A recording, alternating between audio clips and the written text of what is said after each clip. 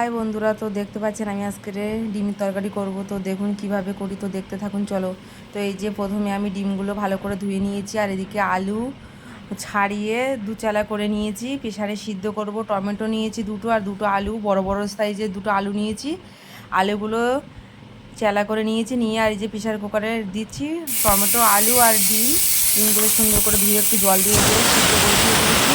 তো দেখুন এই যে একটাই সিটি দেবো, বেশি দেবো না। তো একটা দিয়েছিলাম, দিয়ে আর লাভিয়ে নিয়ে যে কিছুক্ষণ রেখে দিয়েছিলাম, রেখে তো এই যে ফাইনালি দেখুন হয়ে গেছে আমার এই যে সিটি দেওয়ার পরের অবস্থা। তো দেখুন এই যে একটা সিটি দিয়ে আমার আলুগুলো গলে গিয়েছে, আর টমেটোর গা থেকে খোলাগুলো সেরে এসেছে। তো দেখতে পাচ্ছেন ওই যে আলুগুলো পুরো একদম গলে গিয়েছে ভালোভাবে, আর টমেটোর গা থেকে পুরো খোলাগুলো আলাদা হয়ে গিয়েছে। তো এই যে এক এক করে আমি ডিমগুলো প্রেসার কুকার থেকে ভালো করে তুলে নিয়ে এই যে জলে দেব, দিয়ে এবারে ঠান্ডা জলে দিয়ে দেবো, দিয়ে ওগুলোকে ভালো করে আমি ছাড়িয়ে নেব। তো এই যে আলুগুলো এক এক করে আমি সব তুলে নেব। তো দেখুন, তো সবাই তো অনেক কে কেমনভাবে খায় তো জানি না, ডিম অনেক রকমভাবেই খাওয়া যায়। তো আমি এইভাবে রান্না করলাম, তো কেমন লাগলো, আমি কেমন করেছি, কেমন হলো, কেমন লাগলো কমেন্টে জানাতে ভুলো না।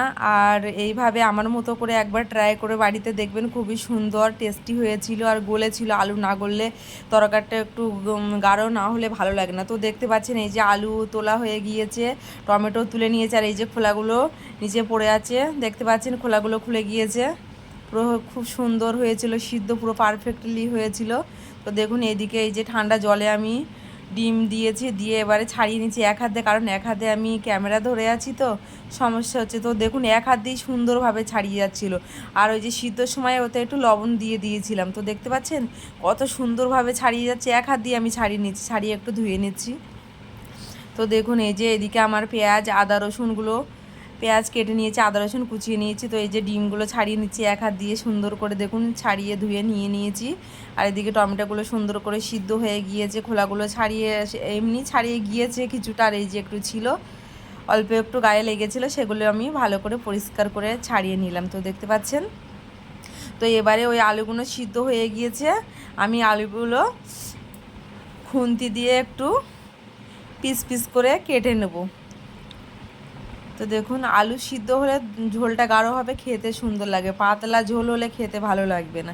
তো এই কারণে আমি সুন্দর করে প্রেসার কুকারে সিদ্ধ করে নিচ্ছি। আমার মতো এরকম করে একবার খেয়ে দেখবেন, খুবই সুন্দর লাগবে, বাড়িতে একবার ট্রাই করে দেখবেন।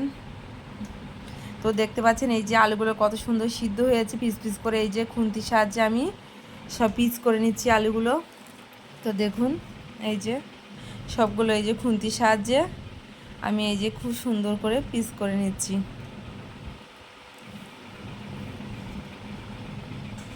দেখতে পাচ্ছেন, তো আমার এই যে ফাইনালি আলুগুলো পিস করা হয়ে গিয়েছে। তো দেখুন আলুগুলো কত সুন্দরও গলেও গিয়েছিল, দেখতে পাচ্ছেন এই যে পুরো বেশিও গলিনি কমও গলিনি, পুরো পারফেক্টলি হয়েছে একদম।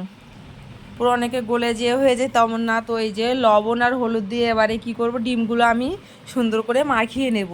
এগুলো মাখিয়ে নিয়ে তারপরে তেলে ভেজে নেব, নিয়ে তো রান্নাটা করব। তো দেখুন দেখতে থাকুন, এমনভাবে সবাইকে বলছি একবার ট্রাই করে দেখবেন। তো আমি করলাম, খুবই সুন্দর হয়েছিল, খেতেও টেস্টি হয়েছিল, ঝোলটা গাঢ় হয়েছিল।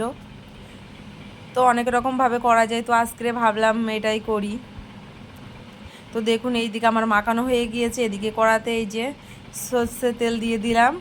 তো দেখতে পাচ্ছেন কড়াতে একটু বেশি করে তেল দিয়েছি, কারণ ওই তেল ডিম ভেজে নেবো, তেলটা থাকলে ওই তেলে আমি ইয়ে করে নেবো, তরকারিটা রান্না করতে পারবো। তো ওই কারণে কড়াতে তেলটা দিয়ে দিয়েছি। তো দেখুন তেলটা ভালো করে গরম করে নেব।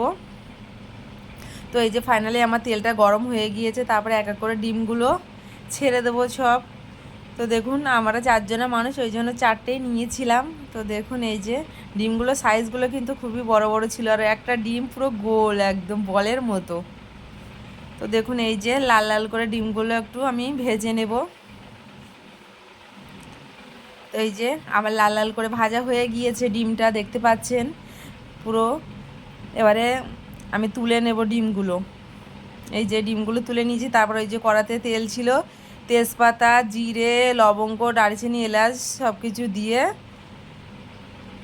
একটু ওই যে নাড়াচাড়া করে নিয়ে তারপরে পেঁয়াজ কুচি দিয়ে দিলাম। পেঁয়াজ কুচি দেওয়ার পরে ওই যে আদাগুলো কুচিয়ে নিয়েছিলাম, আজকে আর বাটিনি, তো ওই যে গ্রেটারের সাহায্যে আদা রসুন কুচিয়ে নিয়েছিলাম, পেঁয়াজ কুচিয়ে নিয়েছিলাম, আর এই যে টমেটো সিদ্ধটা ওতে দিয়ে দিয়েছিলাম।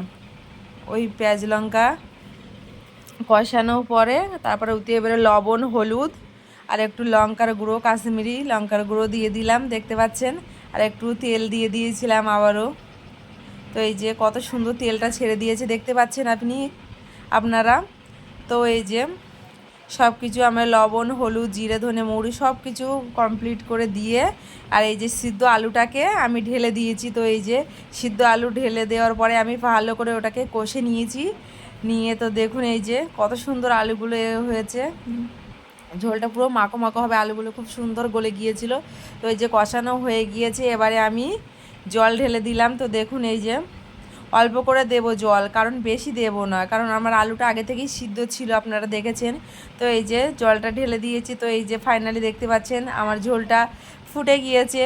তো এবারে ঝোলটা ফুটে গিয়েছে, এবারে আমি ডিমগুলো এক এক করে সব ডিমগুলো ভেজে রাখা ডিমগুলো যে ছিল ওই ডিমগুলো সব আমি এক এক করে ঝোলেতে দিয়ে দেব। তো দেখুন এই যে ঝোলেতে আমি এক এক করে সব ডিম ভাজাগুলো দিয়ে দিচ্ছি। তো একটু এই যে বাড়িতে আমার ধনেপাতা গাছ লাগানো ছিল, ধনেপাতা অনেকে সবুজ পাতা বলে, তো দেখুন এই যে যেটা বলেন, তো এই যে পাতাগুলো দিয়ে দিলাম। এটা হাইব্রিড, সবসময় 12 মাস এটা বাড়িতে থাকে। তো এই যে আমার ওই সবুজ পাতাটাকে দিয়ে দিলাম, তরকারিটার টেস্টটা আরও দ্বিগুণ বাড়াবে। তো দেখুন এই যে ফাইনালি হয়ে গিয়েছে। তারপরে এই যে জিরের গুঁড়ো দিয়ে দিলাম, একটু মিট মশলার গুঁড়ো, গরম মশলার গুঁড়ো সব কিছু দিয়ে আমার এই যে একটু নাড়াচাড়া দিয়ে গরম মশলা মিট মশলা আর জিরে মরিচের গুঁড়ো দিয়ে লাভিয়ে নিলাম। ফাইনালি আমার ডিম আলুর তরকারি রেডি হয়ে গেছে। তো কেমন হলো কমেন্টে জানাতে ভুলো না, আর আমার মতো এমন করে অবশ্যই বাড়িতে সবাই ট্রাই করে দেখবেন, আর খেতে তো খুবই টেস্টি হয়েছিল।